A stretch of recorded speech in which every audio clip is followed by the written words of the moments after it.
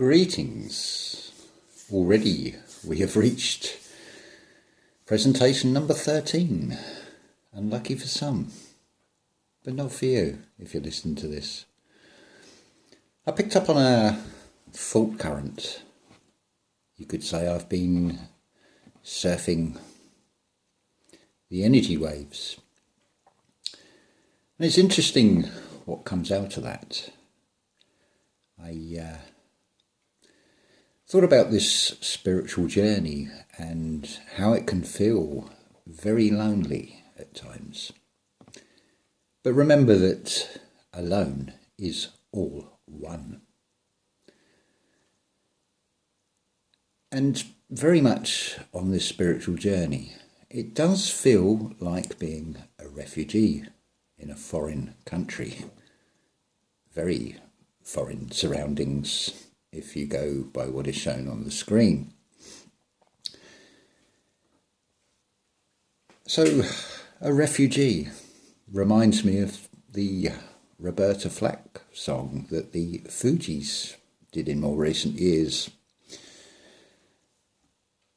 See, we have a thing in this reality called history, his story. Well, the song perfectly encapsulates that. Because while you are still drinking from the waters, you are not tasting the wine. Think about that, the wine. In the historical context, it is in a skin. Are we not in a skin? It's saying, go within. Stop looking at the sea of lies. Because that is doing it like the song has suggested. It's strumming my pain with his fingers, singing my life with his words, killing me softly with his song. Well, that's his song. It's not my song. It's not my story. Because the lies of history have made my story a mystery. And what is mine is yours also. One of the key elements in all of this is know thyself. It is often discussed about the masculine and feminine aspects of the brain, the conscious and the unconscious. It's a perfect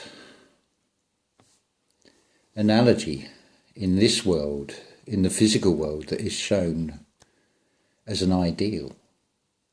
As a child, you want to be in a home of loving parents that are in harmony with each other.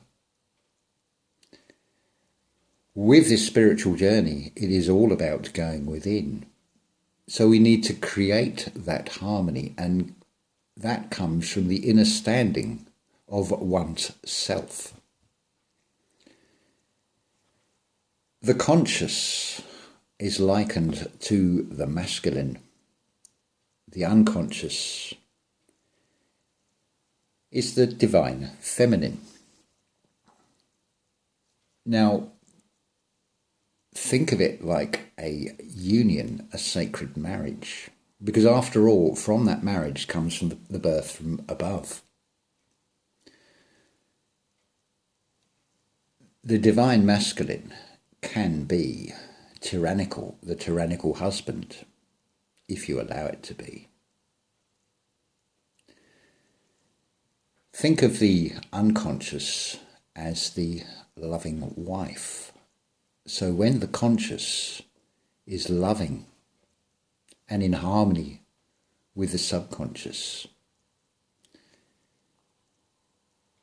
things will even out and be in balance, and it will set the stage within yourself for this creation of this birth from above, when you get that Christ consciousness inside you and that projects out from the third eye, the state of mind we want to be in.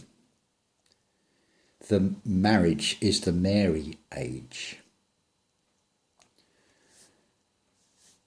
This is what it is all about, because if we do not sort out the internal conflicts within inside us, how can we project out harmony and bring harmony to us if we are not in that state of harmony within oneself?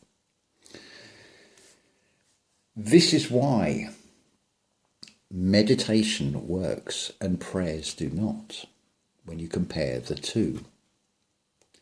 The meditation is readily associated with spiritual. In a meditative state, you are relaxed. That is your medium. The media, it, at, I, on. The meditation. When your eye is on. Whereas prayers are about kneeling, putting your hands together as if bound, and then of course you cross yourself as well. It's a ritual. Because also when you are praying and becoming prey to something external which is outside of oneself. Because is not the Creator all one and in oneself? This is what it is all about. I want to just go back on another song that was another thought current download, and it's a song I would in many ways dedicate to the ego, masculine side of the brain. And it's called Don't Speak by No Doubt. Quite ironic that it's No Doubt, because when you have no doubt, you are certain, you are sure, you have that inner knowing. There is no room for doubt. Doubt is a doorway for disbelief to creep in, to allow those little seeds of thought that will steer you off the path. It is all about knowing oneself and being master of your thoughts in a loving way to yourself. The communication between the conscious and subconscious working as a team in harmony. There is your balance. There is the scales of Libra. So I hope that helps explain a few more things about what we are and what we are to be. With meditation, it is all about bringing the experience like you already have it, because there is no time, there is only now. That is all there is. And think about if all there is, you have to ask yourself, what is real? What is Israel? Israel. Is all there is. And when you project the ray, you see the real. You project out onto the screen what you want, what you wish for, what you wish to feel. This is what it is all about. But how do you create that feeling if you haven't experienced it? I would suggest there are two ways.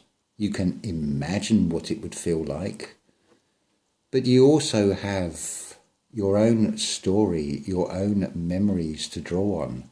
Think back maybe when you're a child at Christmas and you unwrap that present and it is exactly what you wanted, that feeling. Now transmute that feeling, bring it into the now, forget about the material object. Just bring that feeling back into yourself. You can also imagine, and you can also build on that imagination with experience, because this is what this is all about. This reality is all about experience. But remember, your 5 Your Baphomet 5 senses are your deceiver. When you go within, even in prayer and certainly in meditation, you close your eyes and ears to the outside world. To the external, you go within. When you are in communication with the unconscious from the conscious, with feeling, because unconscious does not communicate in words, it communicates in feeling. That ever-loving unconscious will provide what you wish for with that feeling. This is the way to do it. I have tested this several times and I'm still testing it, and this whole concept is the way to go forwards that I am offering and sharing as I go. So I hope that at least makes sense to some of you, and put it into practice, because practice makes perfect. Imagine that feeling that you wish for. Bring it into reality. As the song Silent Lucidity says right in the middle, take control of the dream control, bring it into reality. How does that feel? Better? Ta-ta for now.